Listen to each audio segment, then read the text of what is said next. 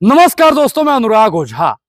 बाबा साहब के नाम पर, बाबा साहब के फ्रेम पर राजनीति चमकाने वाले, चेहरा चमकाने वाले अगर राम का नाम ले लें तो वो तर जाएंगे, उनकी 7 पुश्तें तर जाएंगी। ये बयान है जयशाह के पापा यानी गृह मंत्री अमित शाह जी का। अमित शाह जी के जो दिल में था वो जुबा पर आ गया। जी हाँ, बिल्कुल ठीक सुना आपने। अमित शाह ने जो कहा आपने सुना। लेकिन आपको एक चीज बताएं साहब, ये देशवा तो संविधानवा से ही चलेगा और ये देशवा तो अंबेडकर साहब के नामवा से ही चलेगा।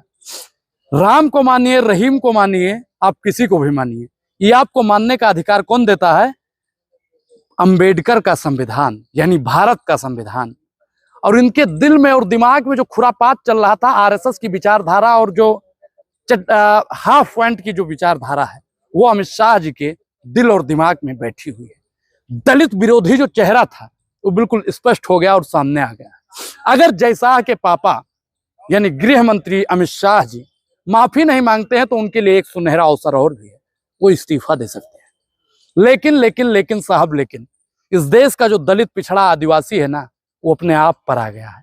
अमित शाह ही नहीं साहब, आरएसएस की 7 पुश्तें भी माफी मांगेंगी, क्योंकि अमित शाह जी ने अगर 24 घंटे के अंदर माफी नहीं मांगा तो साहब दिल्ली में भी चुनाव है, उसके बाद में उत्तर प्रदेश में भी चुनाव है, बिहार में भी चुनाव है, कई बड़े प्रदेशों में चुनाव है, कई जगह तो साहब ऐसे चुनाव है जहां पे भाजपा मतलब डबल इंजन की सरकार है। कहीं ऐसा ना हो कि आपका सिंहासन भी जैसे जब रावण चलता था, चलत दशानन डोलत अवनी, तो ऐसे ही आपका सिंहासन साहब डगमगा ना जाए। एक भूल की वजह से आप सत्ता को खो न दें।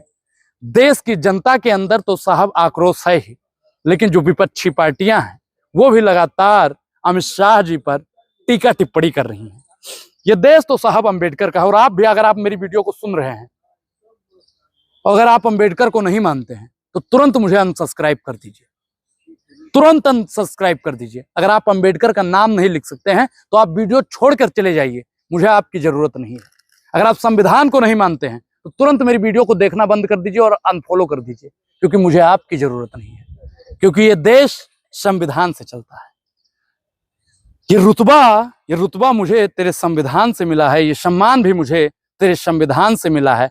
औरों को जो मिला होगा वो उनके मुकद्दर से मिला होगा, मुझे मुकद्दर भी बाबा साहब के संविधान से मिला है। और जयशाह के पापा अमित शाह जी, आपने जब भी शपथ ली होगी ना, तो आपके हाथ में जो था ना किताब, वो संविधान था।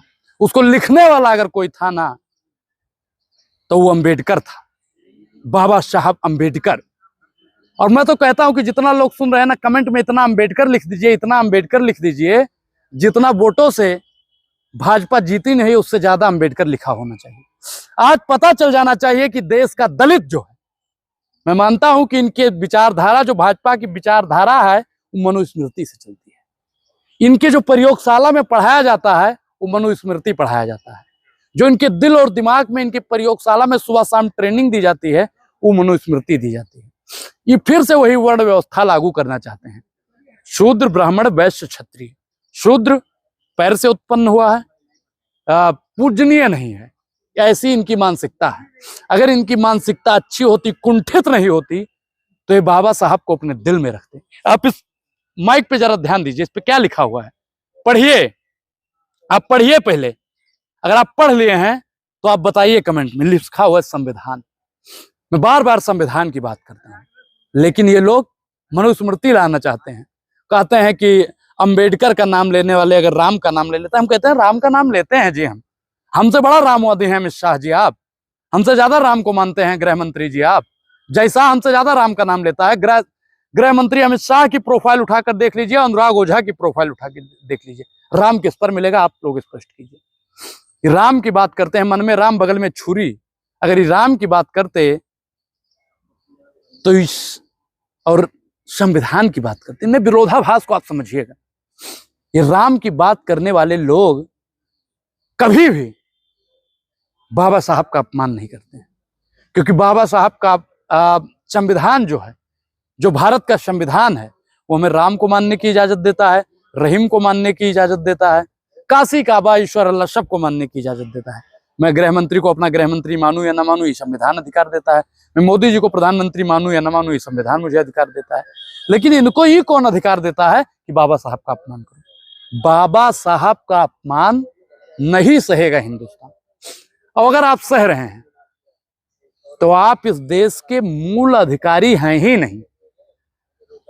मानस में स्पष्ट लिखा हुआ है कि आपके गुरु की, आपके श्रेष्ठ की अगर कहीं निंदा की जा रही है और आप सुन रहे हैं तो सब जितना आपने सत्कर्म जीवन में किया है उससे कई गुना ज्यादा आपको पाप लगेगा। और बाबा साहब का अपमान हो रहा है और वहां पे लोग खींच चिदोर रहे थे सदन में बैठ के, काफी लोग उनकी निंदा भी कर रहे थे। कुछ लोग ही हैं जो संविधान को बचाना चाहते हैं और कुछ लोग हैं, कुछ उनकी ओछी मानसिकता के लोग हैं जो 400 पार करने वाले थे और 240 पर अटक गए। वो संविधान को खत्म करने वाले लोग। अभी भी समय है बहुजन, अभी भी समय है देश के मूल निवासियों, अभी भी समय है देश के संविधान हितकारियों, संविधान सेनानियों, संविधान बचाने का। अभी भी समय है देश बचाने का। अभी भी समय है लोकतंत्र बचाने का। लोकतंत्र को तो साहब खत्म किया जा रहा है। जी हाँ, बिल्कुल ठीक सुना आपने, लोकतंत्र को खत्म किया जा रहा है। जानते हैं कैसे? 1 नेशन 1 इलेक्शन, ये उनकी मानसिकता है। 1 नेशन 1 इलेक्शन ये क्यों ला रहे हैं? क्योंकि इससे सबसे ज्यादा अगर किसी को फायदा पहुंचेगा तो अडानी और अंबानी को पहुंचेगा। अब आपके मन में सवाल जरूर होगा कि अडानी और अंबानी को फायदा कैसे पहुंचेगा? जब एक बार ही चुनाव होगा, आप बताइए कि हर साल चुनाव होता है इस देश में, और जब जब चुनाव होता है तब तब चीजों को सस्ता किया जाता है कि नहीं किया जाता है? कमेंट में बताइए आप लोग। दिल्ली में भी चुनाव होने वाला है और आपको याद होगा, पिछला साल याद कीजिए, यही दिल्ली में 1000 और 1200 रुपए में सिलेंडर बिक रहा था। कितने में? 1000 और 1200 रुपए में। चुनाव है, अगर सिलेंडर को महंगा करेंगे तो किसकी गद्दी जाएगी? उनकी गद्दी जाएगी। सिलेंडर 800 साढ़े 800 में टिका हुआ है, क्यों? क्योंकि चुनाव है। और अगर 1 नेशन 1 इलेक्शन हो गया तो कोई चीज सस्ती नहीं होगी। फायदा किसको होगा? अगर 1200 रुपए का एलपीजी आप भरवाएंगे, 15 रुपए यूनिट बिजली देंगे, तो आप फायदा बताइए किसका होगा? गरीब गुरबा दलित पिछड़ा आदिवासी का होगा? नहीं होगा। ब्राह्मण भूमिहार का होगा? नहीं होगा। मुसलमान का होगा? नहीं होगा। फायदा किसका होगा? सिर्फ और सिर्फ अडानी जी का होगा। आप बताइए दोस्तों कि 1 नेशन 1 एजुकेशन की ये बात क्यों नहीं करते हैं? क्योंकि ये जानते हैं कि अगर इस देश में 1 नेशन 1 एजुकेशन हो गया तो गृह मंत्री अमित शाह का जो लड़का है जयशाह, वो कभी आईसीसी का चेयरमैन नहीं बन पाएगा। गरीब गुरबा दलित पिछड़ा आदिवासी जो संविधान को मानता है, संविधान के बताए हुए पगडंडियों पर चलता है, उस रास्ते से वो वहां पहुंच जाएगा। सचिवालय जाने वाला लड़का, जो शौचालय भारतीय जनता पार्टी भेज रही है, वो लड़का सचिवालय पहुंच जाएगा। कब? जब 1 नेशन 1 एजुकेशन की बात हो। भाजपा कभी नहीं चाहती है कि 1 नेशन 1 एजुकेशन हो। मैं तो बार बार कहता हूं साहब कि राष्ट्रपति का बेटा हो या हो चपरासी की संतान, सबको शिक्षा एक समान। लेकिन भाजपा क्या कहती है कि जो शिक्षा अमित शाह के बेटे जयशाह को मिलती है वो अनुराग ओझा को नहीं मिलनी चाहिए। जो स्मृति ईरानी की बिटिया पढ़ाई की है वो कभी किसी दलित की बिटिया को नहीं मिलना चाहिए। जो राजनाथ का बेटा पढ़ के आईएएस या विधायक या आईपीएस जो भी बनते हो नेता का लड़का, वो कभी नहीं चाहेगा कि किसी गरीब का बच्चा पढ़े। जैसे उनका नाम जानते हैं जी? किनका? जो महाराष्ट्र के मुख्यमंत्री हैं, उनका लड़का विदेश में पढ़ता है, लेकिन वो जानते हैं कि अगर किसी किसान का लड़का विदेश में पढ़ने लगेगा तो एमएसपी के बारे में पूरी डिटेल जान जाएगा और एमएसपी की बात करने लगेगा।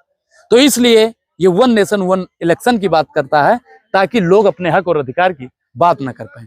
1 इलेक्शन 1 एजुकेशन की बात कब भारतीय जनता पार्टी करेगी? मैं फिर वहीं पे लाऊंगा, गृह मंत्री अमित शाह जी, आप माफी मांग लीजिए, आपके पास समय है, नहीं तो देश की जनता आपको साहब खदेड़ देगी, देश की जनता आपको नकार देगी। उत्तर प्रदेश में तो आपको साहब जिस प्रकार से जनता ने नकारा, कहीं ऐसा ना हो कि फिर से यूपी और बिहार में आपका खेला समाप्त हो जाए। कमेंट में आप नमस्कार, जय भीम, जय संविधान, जय मूल निवासी जरूर लिखिए और अमित शाह जी माफी मांगे, ये लिखना उतना ही जरूरी है जितना जरूरी आर्टिकल 19 और 21 हमारे लिए है। पूरी बातचीत पर आपकी क्या प्रतिक्रिया, अपनी प्रतिक्रिया जरूर दें। और अभी तक आपने हमारे चैनल को सब्सक्राइब नहीं किया है तो सब्सक्राइब करना भी बेहद जरूरी है। अब अनुराग ओझा को दीजिए इजाजत। शुक्रिया, धन्यवाद, क्रांतिकारी, जय भीम।